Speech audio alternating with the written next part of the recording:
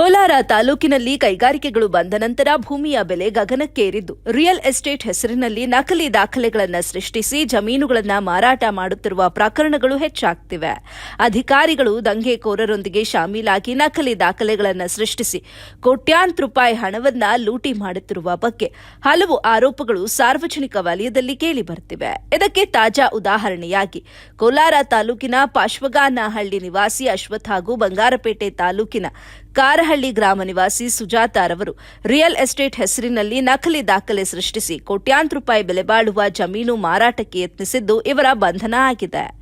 ಕೋಲಾರ ತಾಲೂಕಿನ ಬೀರಮಾನಹಳ್ಳಿ ಗ್ರಾಮದ ಎಂ ಲತಾ ಎಂಬುವರಿಗೆ ಸೇರಿದ್ದ ಸರ್ವೆ ನಂಬರ್ 11ರಲ್ಲಿ 10 ಎಕರೆ ಜಮೀನನ್ನ ಮಾರಿಕೊಡುವ ನೆಪದಲ್ಲಿ ಜಮೀನಿನ ಜೆರಾಕ್ಸ್ ಪ್ರತಿಗಳನ್ನು ಪಡೆದ ವಂಚಕರು ಲತಾ ಅವರಿಗೆ ತಿಳಿಸದಂತೆ ಅವರ ಬದಲು ಸುಜಾತಾ ಅವರೇ ಮಾಲೀಕರು ಎಂಬಂತೆ ನಕಲಿ ದಾಖಲೆಗಳನ್ನು ಸೃಷ್ಟಿಸಿ ಕೋಲಾರ ನಗರದ ಧರ್ಮರಾಯ ನಗರದ ವಿ ನಾರಾಯಣ ಎಂಬುವವರಿಗೆ 2,40,00,000 ರೂಪಾಯಿಗಳಿಗೆ ದರ ನಿಗದಿ ಮಾಡಿ ಮುಂಗಡವಾಗಿ 10 ಲಕ್ಷ ರೂಪಾಯಿಗಳನ್ನು ವಂಚಕರು ಪಡೆದುಕೊಂಡಿದ್ದಾರೆ. ಜಮೀನಿನ ದಾಖಲೆಗಳ ಬಗ್ಗೆ ಅನುಮಾನಗೊಂಡ V Narayana CEN police ಠಾಣೆಗೆ ದೂರು ದಾಖಲಿಸಿದ್ರು. ಪ್ರಕರಣ ದಾಖಲಿಸಿಕೊಂಡಂತಹ ಇನ್ಸ್ಪೆಕ್ಟರ್ ಎಸ್ಆರ್ ಜಗದೀಶ್ ಹಿರಿಯ ಅಧಿಕಾರಿಗಳ ಮಾರ್ಗದರ್ಶನದಲ್ಲಿ ಅಶ್ವಥ್ ಹಾಗೂ ಸುಜಾತಾರನ್ನ ಬಂಧಿಸಿ ನ್ಯಾಯಾಂಗ ಬಂಧನಕ್ಕೆ ಒಪ್ಪಿಸಿದ್ದಾರೆ.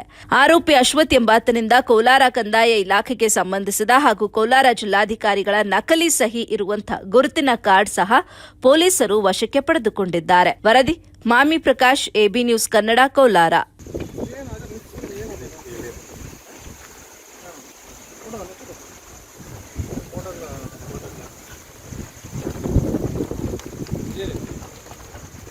ಏನು ಹೇಳಬೇಕು ವೇದಿಕೆ ವಿಚಾರವಾಗಿ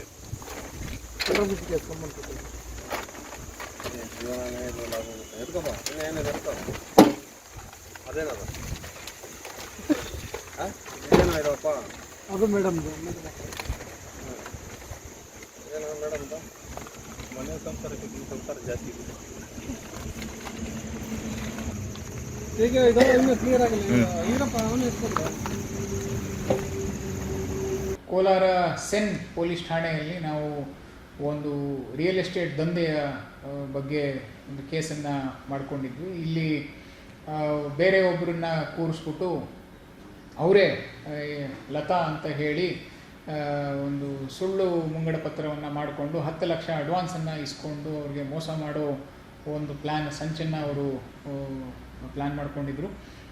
ಈ ಒಂದು ನಿಟ್ಟಿನಲ್ಲಿ ನಾವು ಅಶ್ವಥ್ ಮತ್ತು ಸುಜಾತಾ ಅನ್ನೋ ಇಬ್ಬರನ್ನ ಅರೆಸ್ಟ್ ಮಾಡಿ ಅವ್ರಿಗೆ ನಾವು ಜೇಸಿಗೆ ಕಳಿಸ್ಕೊಟ್ಟಿದ್ದೀವಿ. ಇಲ್ಲಿ ನಾವು ಗಮನಿಸಬೇಕಾಗಿದ್ದು ಅಂದರೆ ಈ ಅಶ್ವಥ್ ಅನ್ನೋನು ಒಂದು ಫೇಕ್ ID ಕಾರ್ಡನ್ನು ಹಿಡ್ಕೊಂಡು ಎಲ್ಲರಿಗೂ ನಾನು ಈ ಒಂದು DC ಆಫೀಸಲ್ಲಿ ಕೆಲಸ ಮಾಡ್ತೀನಿ ಅಂತ ಸುಳ್ಳು ಹೇಳಿ ಅವ್ರಿಗೆ ಈ ID ಕಾರ್ಡನ್ನು ತೋರಿಸಿ ಅವ್ರಿಗೆ ಆಮಿಷಕ್ಕೆ ಒಡ್ಡೋದಾಗಿರ್ಬೋದು ಅಥವಾ ಹೆದರಿಸೋದಾಗಿರ್ಬೋದು ಎರಡೂ ಕೂಡ ಮಾಡ್ತಾಯಿದ್ದ. ಇದೇ ನಿಟ್ಟಿನಲ್ಲೇ ಅವರು ಈ ಯಾರು ಲತಾ ಅನ್ನೋ ಒಬ್ಬರು ಜೆನ್ಯೂನ್ ಇರೋ ಪೇಪರ್ಸ್ ಅವ್ರನ್ನ ಅವ್ರ ಬದಲಿಗೆ 2.5 ಕೋಟಿಗೆ ಇನ್ನೊಬ್ಬರಿಗೆ ಮಾರಿಸ್ತೀವಿ ಅಂತ ಹೇಳಿ ಮತ್ತೊಬ್ಬರನ್ನ ತಂದು ಕೂಡಿಸಿ ಈ ಒಂದು ಮುಂಗಡ ಪತ್ರವನ್ನು ಮಾಡಿಕೊಂಡಿದ್ರು. ಇದೇ ನಿಟ್ಟಿನಲ್ಲೇ ನಾವು ಈ ಕೇಸನ್ನು ಭೇದಿಸಿ ಇಬ್ಬರನ್ನು ನಾವು ಅರೆಸ್ಟ್ ಮಾಡಿ ಜುಡಿಷಿಯಲ್ ಕಸ್ಟಡಿಗೆ ಕಳಿಸ್ಕೊಟ್ಟಿದ್ದೀವಿ. ಸೊ ಎಲ್ಲ ಸಾರ್ವಜನಿಕರು ಸ್ವಲ್ಪ ನೀವು ಯಾವುದೇ ಒಂದು ಲ್ಯಾಂಡ್ ಟ್ರಾನ್ಸಾಕ್ಷನ್ ಮಾಡಬೇಕು ದಯವಿಟ್ಟು ಲಾಯರ್ಸನ್ನು ಇಟ್ಕೊಂಡು ಎಲ್ಲ ಡಾಕ್ಯುಮೆಂಟ್ಸ್ನ ವೆರಿಫೈ ಮಾಡಿ ನಂತರ ನೀವು ಈ ಲ್ಯಾಂಡ್ ಪರ್ಚೇಸ್ಗೆ ಮುಂದೆ ಆಗಿ ಅಂತ ಹೇಳೋದಕ್ಕೆ ನಾನು ಇಷ್ಟಪಡ್ತೀನಿ. ಈ ಅಶ್ವಥ್ ಬಂದ್ಬಿಟ್ಟು ಸ್ವಲ್ಪ ಎಲ್ಲ ಕಡೆ ಸುಳ್ಳು ಕೇಸ್ಗಳನ್ನ ಹಾಕ್ಕೊಂಡು ಎಲ್ಲರನ್ನೂ ಎದುರಿಸೋದಕ್ಕೆ ಅವನು ಪಾರ್ಶ್ವಗಳವನಾಗಿರೋದ್ರಿಂದ ಅವನು ಪದೇ ಪದೇ ಅದನ್ನು ಮಾಡ್ತಾ ಇರೋದು ನಮ್ಮ ಗಮನಕ್ಕೆ ಬಂದಿತ್ತು. ಅದಕ್ಕೋಸ್ಕರನೇ ಅವನ್ನ ಅರೆಸ್ಟ್ ಮಾಡಿಬಿಟ್ಟು ನಾವು ಇವಾಗ ಜುಡಿಷಿಯಲ್ ಕಸ್ಟಡಿಗೆ ಕಳಿಸ್ಕೊಡ್ತೀವಿ.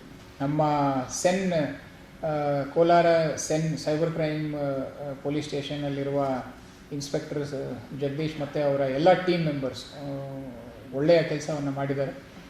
ಅವರಿಗೆ ನಾವು ಒಂದು ವಿಶೇಷವಾಗಿ ಶ್ಲಾಘನೆಯನ್ನು ವ್ಯಕ್ತಪಡಿಸಿದ್ದೀವಿ. ಯಾಕಂದರೆ ಈ ರಿಯಲ್ ಎಸ್ಟೇಟ್